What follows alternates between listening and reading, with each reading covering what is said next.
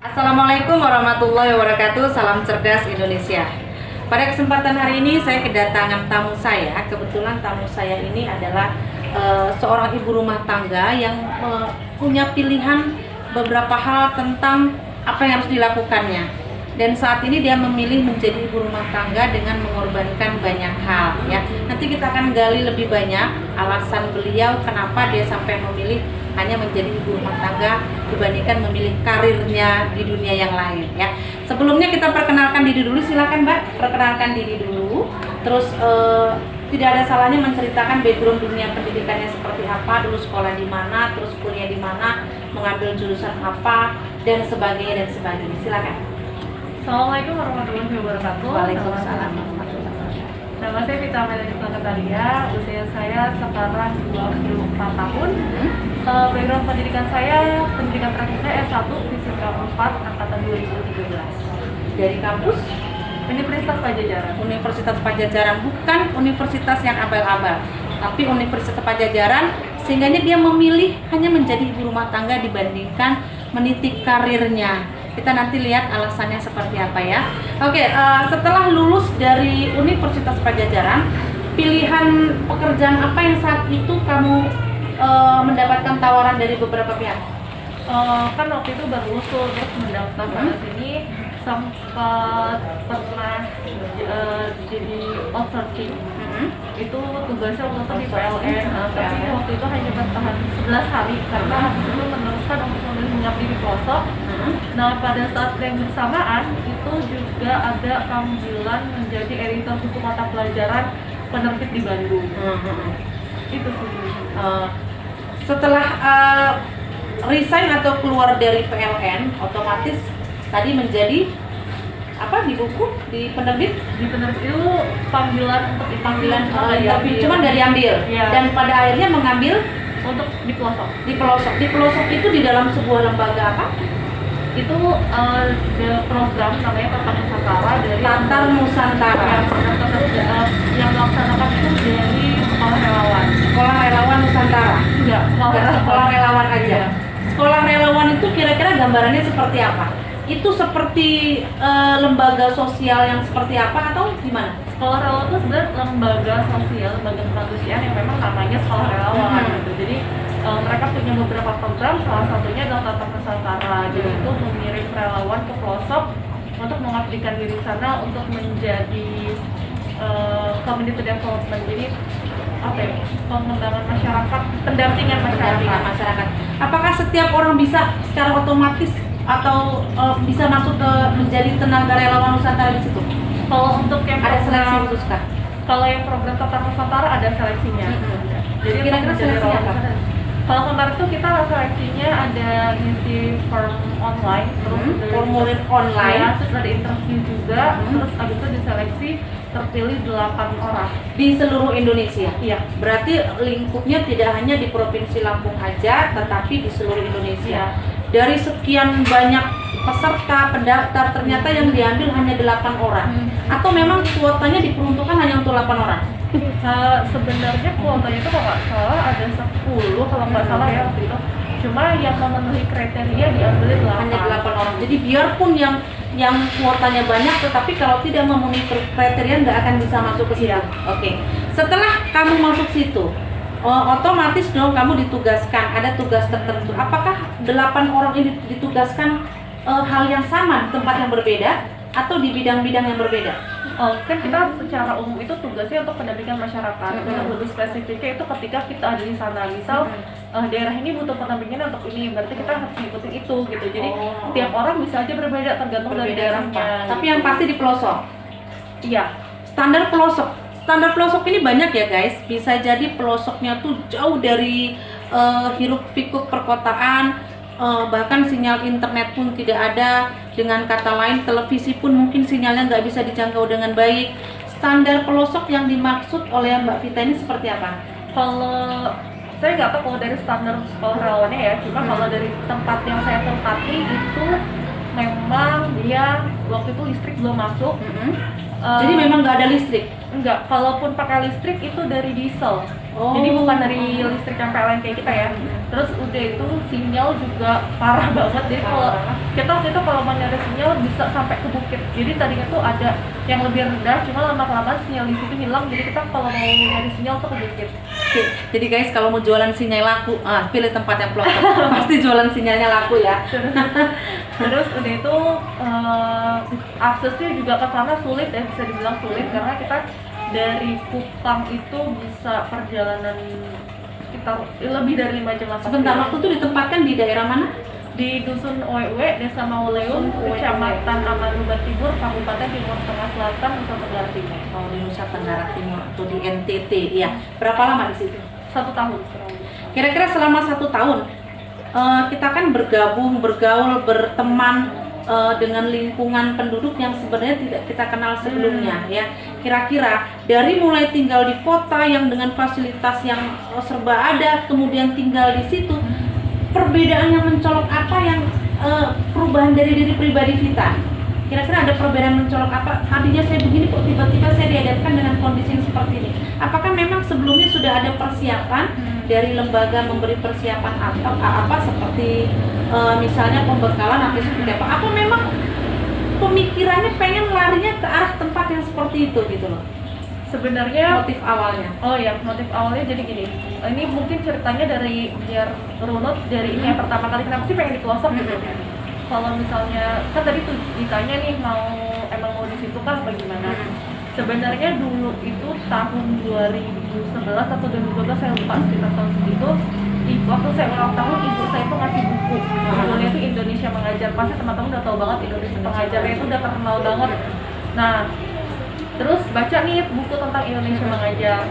Terus kan ternyata kehidupan di pelosok tuh kayak gini ya, nggak ada listrik apa segala macam, dan ternyata ada loh di luar sana orang-orang yang membutuhkan kita gitu. Di kota itu orang pintar udah banyak banget mungkin sampai kececeran lah ibaratnya saking banyaknya. Cuma di pelosok ada orang pintar tapi fasilitasnya seperti apa, mereka nggak tahu dunia luar kayak gitu kan. Jadilah dari situ saya tergerak untuk pokoknya aku harus mengabdi di pelosok. Jadi itu sudah menjadi apa ya? Motivasi sudah sebelumnya. menjadi motivasi yang kuat gitu untuk Tidak semata-mata mengejar uang ya. Secara Iya. finansial kan ada orang mencari karir demi untuk mendapatkan keuangan yang membaik gitu ya. Tapi nggak, motif awalnya memang benar-benar pengen berbagi ilmu dengan orang yang di pelosok sana. Iya, Oke, benar oke. banget. Jadi emang tujuannya, kalau saya memang dari dulu insya Allah tujuannya itu memang nggak ada yang kayak dikit-dikit uang, dikit-dikit untung, tuh nggak ada. Karena ketika sesuatu kita lakukan karena uang itu pasti bakal terasa cepet capek, gampang nyerah, itu pasti bakal ada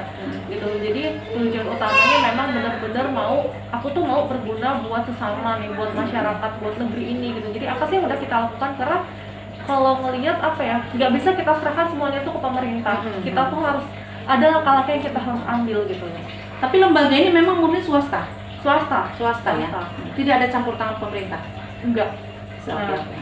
Terus udah itu makanya kan mungkin juga untuk menjangkau pelosok dengan Indonesia yang begitu luas, begitu banyak jumlah penduduknya, itu kan PR juga ya. Jadi membangun negeri itu tidak hanya tugas pemerintah, tapi kita juga sebagai rakyat, kita juga sebagai masyarakat tuh punya tugas untuk itu gitu loh.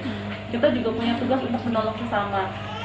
Kalau waktu itu yang saya pernah dengar sebuah kalimat, jangan tanya apa yang sudah negeri ini berikan pada kita, tapi apa sih yang sudah kita berikan untuk negeri ini gitu. Kita tuh hidup mau ngapain gitu. Dan kayak apa ya, ketika di luar sana sedang terjadi sesuatu tidak sedang baik-baik saja, masa kita mau enak-enak aja sih di rumah gitu, masa kita mau hidup enak aja kayak gitu kan, kayaknya kok hidup hanya untuk diri sendiri gitu. Nah akhirnya itu menjadi motivasi buat saya bahwa saya harus banget ngajar di pelosok nih, di pelosok. Bukan ngajar tapi mengabdikan diri lah gitu. Cuma karena waktu itu yang dibaca bukunya IM, jadi kan tentang mengajar ya. Nah jadi waktu akhir kuliah udah semester 8 tuh ngejar lulus, udah mau lulus kan. Waktu itu IM buka di bulan Juli kalau nggak salah, pas saya mau sidang itu saya benar-benar ngeburu. Itu tahun berapa itu? 2017. Pokoknya saya harus lulus bulan itu juga. Kan waktu itu kayak mau sidang, jadi harus cepet-cepet kejar-kejaran sama opening pendaftaran untuk pelosok. Udah saya mencoba daftar, qadarullah ternyata waktu itu udah diisi link segala macam, nggak bisa, harus ngulang lagi ngisinya. Ya udah kan, karena udah capek kan waktu itu, akhirnya ngisinya ngasal juga, nggak terima di satu program.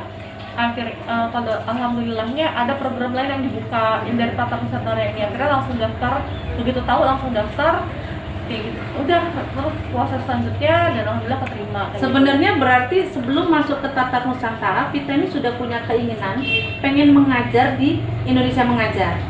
Gitu ya? Lebih tepatnya untuk menjadi relawan di pelosok. Untuk lewat jalurnya apa, karena waktu itu saya taunya cuma IM, baru IM yang saya tahu, jadi kan di pikirannya IM kan gitu, ternyata selain IM ada loh program lain yang untuk mengabdi di pelosok juga kayak gitu. Jadi Oke guys, padahal waktu itu kesempatan mengajar di kota itu luar biasa banyak ya. Jadi kalau kita memang dengan standar lulusan dari Universitas Padjadjaran, saya pikir tidak sulit kalau si Vita ini pengen mengajar atau membimbing adik-adik yang ada di perkotaan. Tetapi karena memang awalnya keinginannya pengen membantu pendidikan yang ada di ujung sana, yang mungkin tidak terjangkau oleh banyak orang. Dari sisi motivasi awalnya pun akhirnya Allah mempertemukan dengan sebuah lembaga yang sekiranya bisa ditempatkan di sana gitu ya. Sangat bersyukur sekali pada saat itu ya. Dengan usia yang masih segini muda, masih sangat muda, saya bilang kesempatan untuk berkarirnya pun masih banyak, tapi yang dipilih ternyata membimbing anak-anak Indonesia yang ada di ujung sana. Mudah-mudahan ini direspon positif oleh pemerintah dan direspon positif oleh teman-teman yang ada di dunia pendidikan yang memang punya semangat besar untuk mengajar. Ingat, anak-anak kita di seluruh pelosok negeri yang mungkin banyak tidak terjangkau oleh guru-guru tenaga pendidikan yang memang berkompetensi tinggi, saya pikir tidak ada salahnya itu ya, sebagai nilai ibadah. Oke, kemudian Mbak Vita selama 1 tahun di sana, jujur terus terang kalau kita bicara fasilitas pendidikan di kota dengan di desa pasti sangat jauh ya. Nggak usah fasilitas pendidikan, fasilitas untuk listrik dan sinyal internet aja di sana memperolehnya sangat sulit, apalagi untuk mendapatkan fasilitas pendidikan normal sepertinya layaknya di perkotaan ya. Kira-kira hal apa yang membedakan, yang sangat mencolok dunia pendidikan di desa di pelosok sana dengan di perkotaan? Yang saat itu di desa bau apa? Desa apa? Biasanya yang dusunnya WW ya. Oh iya, tadi ada pertanyaan lebih jawab ya, perubahan. Perubahan di dalam itu, yaitu tadi kayak listrik, sinyal, air segala macam. Jadi ada satu masa di mana saya baru beberapa bulan di sana, mesin air di sana mati. Jadi ada mesin air yang buat di sana itu kan ada sumber mata air tuh di bawah banget. Untuk angkat airnya ke atas untuk diserbakan ke warga-warga. Mati beberapa bulan baru. Itu satu sumber air.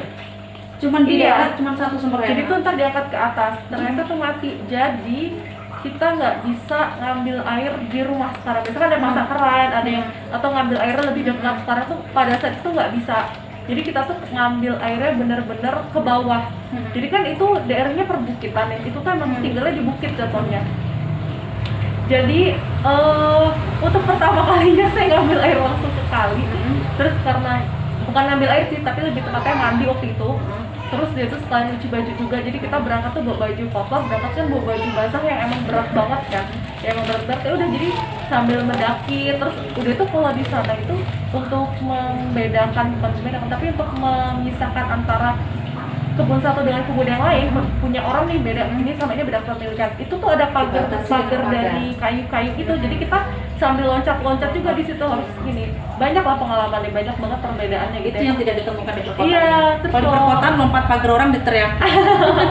Terus kalau nyari sinyal kan juga di sana harus naik bukit ya. Jadi kita ngejadwalin aja biar nggak bolak-balik. Misal, oh jam segini nyari sinyal deh 1 jam gitu. Oh udah itu pulang lagi. Begitu di kota kan kadang ada waktunya kita juga ke kota tuh, ke Kupang. Itu malah bingung mau ngapain ya, main handphone. Jadi justru di sana itu saya belajar banyak sekali, belajar untuk lebih sabar, belajar untuk oh iya ternyata orang itu begini ya. Ada orang-orang yang pikirannya berbeda sama kita, belajar untuk menghargai orang lain, belajar untuk menghargai orang lain, belajar untuk banyak sih, kayak bahkan kayak mengolah makanan segala macam tuh di sana kita, karena di sana nggak ada kulkas kan gitu. Cara bikin makanan awet dan yang kayak gitu, terus udah itu juga jadi lebih bisa memilah mana yang penting mana yang enggak nih gitu. Karena kan sudah biasa dengan keterbatasan. Biasanya kalau di kota kan oh semua ada, kita nggak tahu ini penting apa enggak, semua kita ini. Kalau di sana kan enggak gitu Serba terbatas ya fasilitasnya. Terus untuk anak-anak, kalau kita bilang di perkotaan anak usia dini ya, anak usia dini yang memang kalau di perkotaan ada bahkan anak yang 2 tahun 3 tahun sudah masuk sekolah gitu loh. Sedangkan di sana fasilitas pendidikan mungkin tidak sebaik di perkotaan. Untuk anak-anak karakter anak-anak di sana seperti apa gitu sih? Vita kebetulan ya di sana sempat mengajar anak-anak yang masih kecil-kecil ya. Kelas 6 SD. Kelas 6 SD. Mereka ada sekolahnya tapi Ada. Jadi sekolah di sana itu hanya ada TK, SD dan SMP. Jadi RA tingkat jadi RA, MI, MTS. MTS di sana ada. Sampai MTS. Tapi sampai SLTA nggak ada. Ada, tapi itu biasanya harus ke desa lain atau harus ke kota gitu. Jadi harus keluar dari dusun itu gitu. Nah, kalau fasilitas yang berbeda tadi tuh kayak misal ini deh kita mau kalau di sekolah-sekolah di kota kan lapangannya mungkin bagus, udah tertata dan segala macam. Sedangkan belum begitu. Terus itu dari ruang kelas juga ada yang belum dikeramik. Terus juga di belakang sekolah itu benar-benar masih kebun gitu. WC sekolah aja tuh masih yang ibaratnya itu ya udah buat Nggak standar ya? nggak yang besar kayak apa ya, kecil. Terus apa dengan yang udah ada keran, cuma semenjak yang kita mati air itu jadi airnya anak-anak bawa masing-masing gitu untuk mereka untuk apa segala macam. Terus juga di sana, kalau di sini kan setiap sekolah ada perpustakaan. Nah kalau di sana tuh nggak ada. Jadi perpustakaannya itu dari relawan Tatar Nusantara sebelum saya itu membuka perpustakaan untuk di dusun itu gitu. Untuk tenaga pendidik di sekolah apakah mencukupi di sana? Untuk guru-gurunya? Enggak sih. Enggak juga. Karena itu pun saya diminta mengajar kelas 6 karena mereka kekurangan tenaga pendidik. Dan terus juga kondisinya miris ya kalau misalnya di pelosok, karena guru-guru di sana itu yang honorer dibayarnya bisa 3 bulan sekali, per bulannya 300.000. Ini dicolek pemerintah nih. Ini bisa menjadi bahan pertimbangan ya. Jadi di daerah-daerah terpencil khususnya di pedalaman memang fasilitas pendidikan nggak sama dengan di perkotaan. Kalau fasilitas pendidikan tidak sama, otomatis akan dibarengi atau diiringi dengan tenaga pendidik yang tidak seimbang ya. Jadi memang kalau tuntutan kurikulum sendiri dulu ya, kalau sekarang kan sudah revisi terbaru, dulu tuntutan kurikulum itu hampir sama, sedangkan fasilitas antara desa dengan kota nggak bisa disamakan, sangat beda sekali ya. Dari jumlah tenaga pendidik pun tidak sama. Mungkin salah satu alasannya kenapa orang enggan memilih profesi sebagai tenaga pendidik adalah karena memang kompensasi dari pekerjaan tenaga pendidik sendiri yang dibayarnya 3 bulan sekali di pelosok desa tidak sebanding dengan pengorbanan seorang tenaga pendidik, tenaganya, pikirannya untuk mendidik anak-anak Indonesia. Bukan berarti saya meremehkan kompensasi yang diberikan ya, tetapi ingat bahwa makan itu butuhnya setiap hari, bukan 3 bulan sekali. Itu ya. Ini kita bisa colek pemerintah nggak apa-apa, mudah-mudahan pemerintah bisa memberikan sesuatu yang lebih baik khususnya buat tempat-tempat yang memang terpencil di sudut sana yang tidak terjangkau oleh banyak tenaga pendidik ya. Oke, selanjutnya Mbak Vita, setahun Mbak Vita di sana, 1 tahun itu bukan waktu yang pendek ya, cukup lama ya. Ibaratnya kalau kita berdekatan dengan penduduk sana sudah 1 tahun, sudah ibaratnya seperti keluarga. Kedekatan emosionalnya juga sudah ada dengan anak-anak yang mendidik di sana, diajarkan di sana.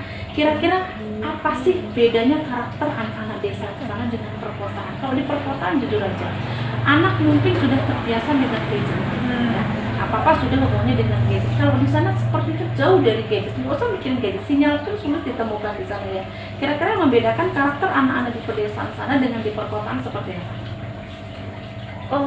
Bedanya itu kan mereka biasa ini ya, mereka tuh di sana termasuk anak yang biasa membantu orang tua. Jadi tuh mungkin nggak terpengaruh juga ya sama dunia luar, sama ini. Jadi ya mereka tuh patuh sekali gitu. Bahkan misal nih sekolah mau ngadain apa, mereka tuh bisa ikut turut bantu gitu. Misal gini, ada waktu itu truk mau nganter. Jadi ada truk ini nganter meja buat sekolah.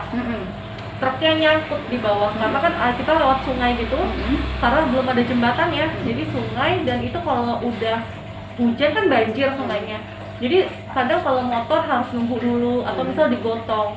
truknya juga waktu itu kan nggak bisa lewat kan, akhirnya didorong oleh warga. Jadi dikabarin truknya udah di bawah ya, teleponnya pakai telepon biasa tentunya ya. Jadi itu ditarik bareng-bareng sama warganya, dan anak-anak tuh bisa ikut ngebantuin bersih-bersih sekolah gitu. Jadi apa ya, mereka walaupun rumahnya jauh, mereka walaupun ke sekolah aja berangkatnya penuh susah payah gitu ya, tapi mereka mau disuruh sekolah bawa kayu bakar, bawa Itu menyenangkan buat mereka. Iya, bawa Coba air, kalau bawa- di sekolah perkotaan disuruh piket, jatahnya 4 orang yang piket, yang datang cuma 2. Ya, itu bedanya kalau di desa Iya, jadi dan mereka tuh perkotaan emang- ya. apalagi kan kalau di sana masih ada kepala ini ya, maksudnya bukan kepala jenis kepala suku kayak apa sih, kepala ini yang manut yang dipanuti gitu. Nah, jadi mereka tuh masih benar-benar nurut sama orang tua. Jadi kan misal, oh ada yang meninggal nih, waktu itu ada pernah kejadian ada yang meninggal butuh kursi sekolah, itu anak-anak sekolah pada bondong-bondong bawa kursi ke tempat orang yang meninggal. Nanti mereka beresin lagi di balik. Jadi emang benar-benar masih amat sangat membantu orang tua. Pulang sekolah tuh mereka bantu orang tua, ada yang nyuci baju, ada yang ngurusin ayam masih makan, ada yang ngambil kayu bakar di hutan, ada yang nanam, ada yang berkebun. Misal keluarga ini berkebun, panen, semua bantuin, mau anak-anak mau orang. Jadi masih amat sangat saling tolong menolong gitu. Terus selama 1 tahun kita di sana, kira-kira pola pikir yang berubah dari kita sendiri apa?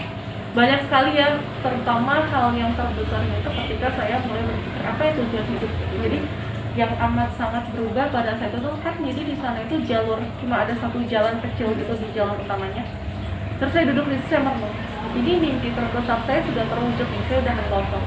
Terus habis ini saya mau ngapain ya? Kalau saya habis ini punya mimpi lagi nih, terwujud lagi, saya hidup ini buat apa sih sebenarnya? Akhirnya ini akan seperti apa? Sampai akhirnya saya menemukan bahwa kita ini pada akhirnya akan mati. Sudahkah saya mempersiapkan kehidupan setelah kematian saya? Sudahkah saya mempersiapkan kematian? Jadi benar-benar berubah bahwa iya ya, ternyata kita ini mau mati. Jadi disitulah tujuan hidup saya berubah. Terus ya ketika kita memiliki suatu tujuan, pasti Allah akan mempertemukan dengan orang-orang yang memiliki tujuan yang sama kan. Jadilah di situ mulai belajar untuk mencari tujuan hidup. Oh ternyata Allah tuh menciptakan kita untuk beribadah kepada Allah, beribadah yang seperti apa kayak gitu. Jadi di situ mulai berubah. Terus dari itu kan mulai memilah-milah mana yang penting, mana yang enggak. Terus juga mulai iya harus sabar. Karakter orang itu beda-beda ternyata. Harus menghargai, lebih kayak gitu. Terus yang paling pentingnya tuh sih ketika mulai berpikir tujuan hidup ini untuk apa ya kayak gini. Jadi mulailah di situ berubah. Oke, selama 1 tahun yang saya dengar Vita juga sempat membuat buku ya, menulis buku. Kalau boleh diceritakan bukunya tentang apa? Buku itu ditulis setelah pulang. Jadi Setelah pulang 1 tahun.